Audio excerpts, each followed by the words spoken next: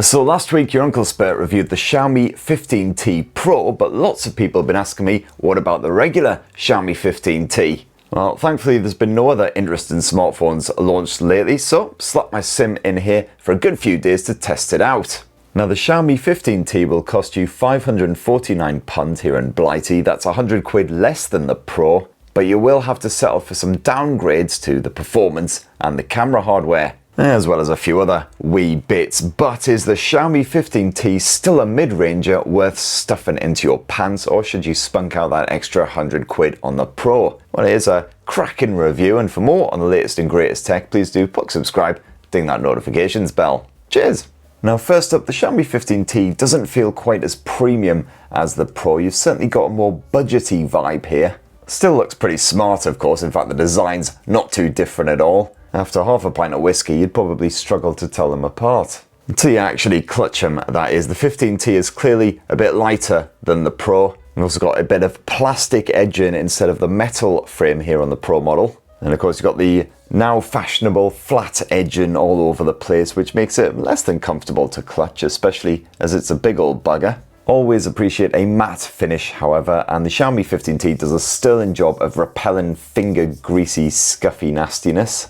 Not the most vibrant selection of colours ever, but as well as black or grey, you can grab the 15T in this here rose gold model, which is pretty bloody similar to the mocha of the 15T Pro. Some of the fine detailing quite similar again to that Pro model. It's quite a rugged bugger as well. You've got Gorilla Glass 7i up front, not quite as durable as some of that Victus stuff, but hopefully repels scratches and everything. And Xiaomi has slapped a screen protector on top just in case anyway. And on top of that, IP68 water and dust resistance, or noise if you actually drop it in a sink or a bath or anything like that. Take it to the beach, get it as sandy as you like. And quite a lot of mid-range phones nowadays are coming with a proper IP rating, IP68, so always good to see. And it's a basic optical fingerprint sensor slapped onto the Xiaomi 15T, which can usually work alright actually, even if your thumbs are quite moist or quite grubby. So it depends on how it's feeling on the day, but otherwise you've got dependable face unlock as well.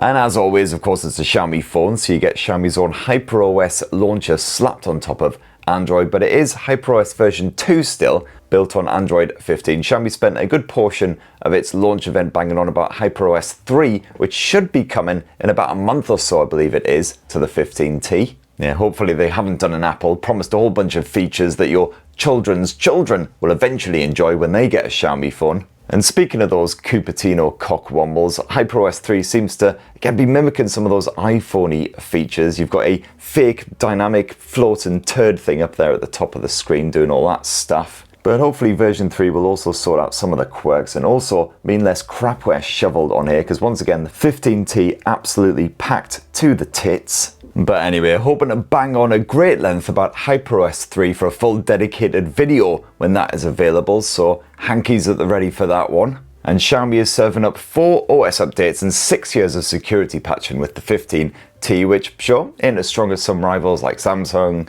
Google, Honor and OnePlus will offer with their mid-rangers, but still pretty respectable. You get a solid half a decade out of your mid-range £500 smartphone. I'd say that's pretty good returns. And it's good to see Xiaomi cramming 256 gigs of storage into the base model. As always, you can upgrade this if you want. I've got the half a terabyte version. And you've got most of the same features that you'll find on the Xiaomi 15T Pro stuffed on here, including the Xiaomi offline communication tool. So say you're wandering out in the wilderness, you can actually use your phone like a walkie-talkie to communicate with your great mates, even when there's bugger all mobile signal or Wi-Fi. As long as they also have a Xiaomi 15T or 15T Pro, that is. And most of the other best bits also found on the Xiaomi 15T Pro, but if you dive into personalization and go to the always on display, you'll see this is in fact a complete lie. It's not always on at all, it's only on for 10 seconds after you tap the bloody thing. No idea why that is the case here on the 15T, but hopefully it's something we'll sort out for the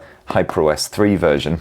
And then the Xiaomi 15T slathered across that front end, you've got a 6.83-inch AMOLED screen that isn't really much different from the Pro panel and still a bit of a banger.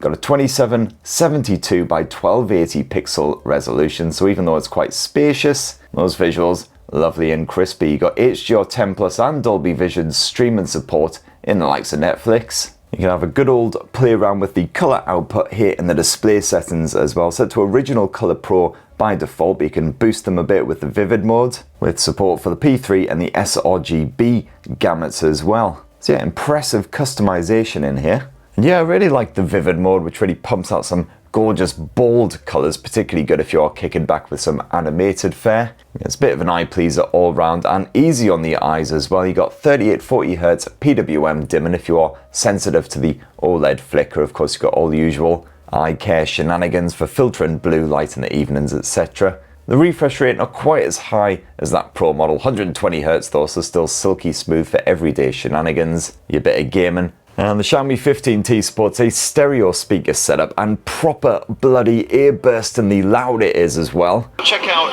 one of the beer halls though, a bit of the Lowenbrow tent, purely because of the drunken lion sat proudly. Now when it's slammed onto that maximum volume, Xiaomi 15T, ideal for watching a bit of Netflix, YouTube, whatever. Even if you're busy cooking in an incredibly noisy kitchen, the clarity stays strong even when you bump it all the way up too. You got full Dolby Atmos support, bit of high-res audio, all of the ear spaffingly slick sound tech that you would expect from a slightly more premium mid-ranger. And a good bit of Bluetooth 6 support as well. I've had sod all issues with this streaming to headphones or speakers, and using Android Auto, had hours and hours of testing of that with this bad boy. No problems there either. Now, you don't get the same Dimensity 9400 Plus performance as the Xiaomi 15T Pro here. That is downgraded for the regular 15T to an 8400 Ultra with 12 gigs of RAM. The everyday experience absolutely fine, and the gaming experience still excellent as well, thankfully. Quite a few times I did notice slight dips in the frame rate when playing Wuthering Waves, but that is with every graphics setting absolutely kicked right up the bollocks to the maximum option. So certainly more than smooth enough, and Xiaomi has once again stuffed its 3D ice loop cooling system into the Xiaomi 15T. And between that and the general power efficiency of the 8400 Ultra, there is bugger all heat build-up here, even when you're gaming for literally hours. So the Xiaomi 15T is certainly a strong mid-range option for you gamer fans out there, helped along by the fact that HyperOS has a pretty decent gaming mode with all of the sort of main tools and features you would expect.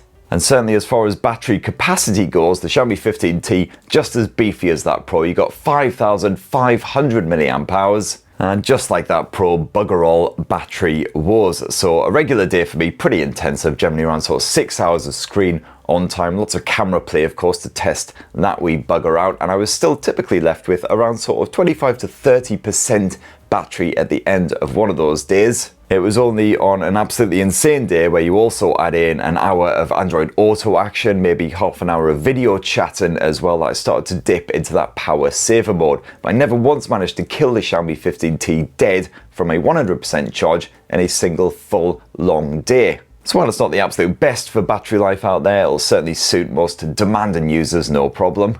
And as for you gamers, you can expect just under 4 hours of intensive Wuthering Waves action on a 100% charge, and that'll be similar for most other massive 3D open world titles. And charging it up again, pretty nippy if not quite as fast as the Pro. You got 67 watt wired charging, but sod all wireless charging support, so if that is going to be a deal breaker for you, well, nads I guess. And then hey, kiddies, let's conclude this spanktastic Xiaomi 15T review with a squids at the old camera tech. And it's once again some swanky pants Leica Summilux camera hardware. Pretty confident I said that right. Although yes, this is once again a bit different to what you got on that Pro model. So for instance, for the primary shooter, Xiaomi has slapped in a 50 meg Light Fusion 800 sensor rather than the 900 model, which was crammed into that Pro. Now this is a slightly smaller 1/1.55 inch sensor, but the Xiaomi 15T still pumps out some lovely looking shots in softer light in an impressively short time.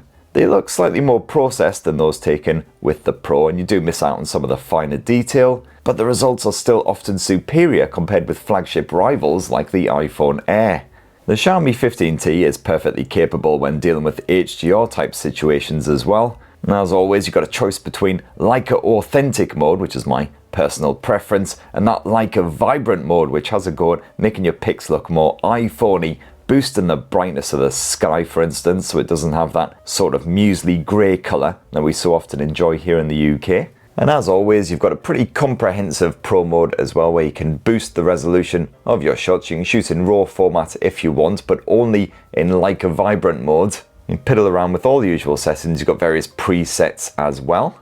As for the 50 meg telephoto lens, well, this kicks in at just the 2x zoom level, which means nice crispy shots at a near distance, but once you punch in too far, things do get a wee bit grainy. It's definitely best reserved for those portrait snaps, which are usually proper nice. And last up, you've also got a 12 meg ultra wide, which is again surprisingly capable in all kinds of conditions, even at night, as long as there's no motion and the scene isn't too murky.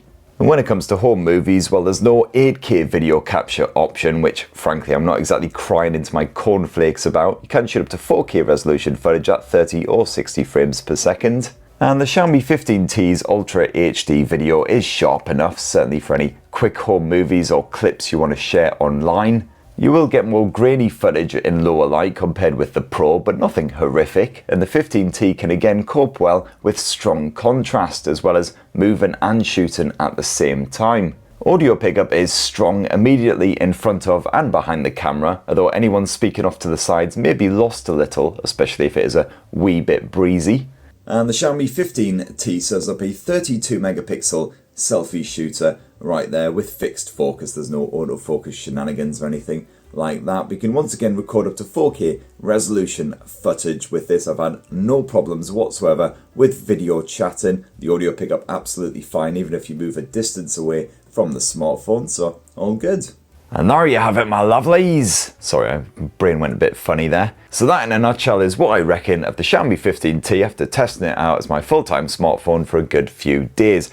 Is it actually worth that extra 100 quid to upgrade to the Pro? Well, I would say possibly only if the camera is a massive priority for you. You're constantly snapping away and shooting video, because the upgraded Pro camera does make a difference, especially in dodgier conditions like softer light. Otherwise, to be honest, the gaming performance, the media chops, etc., almost as strong here on the Xiaomi 15T. Certainly a more than worthy mid-range mobile. The only thing that pisses me off is the lack of a proper bloody always on display. Don't you bugger off, don't you bugger off, ah, you bugger, hey, come on. And of course the usual HyperOS quirks, the amount of crap we're stuffed on here, all that usual bollocks. Anyway, that's what your Uncle Spurt reckons of the Xiaomi 15T, but what do you think? Be great to your thoughts down in the comments below. Do check out my dedicated Pro review for more on that shenanigan, see how it stacks up against the Xiaomi 15T. Lots more smartphones on the horizon as well, yippee hooray, so please do poke subscribe, ding that notifications bell to be the first to see all that stuff. And have yourselves a bloody wonderful rest of the week. Cheers everybody, love you!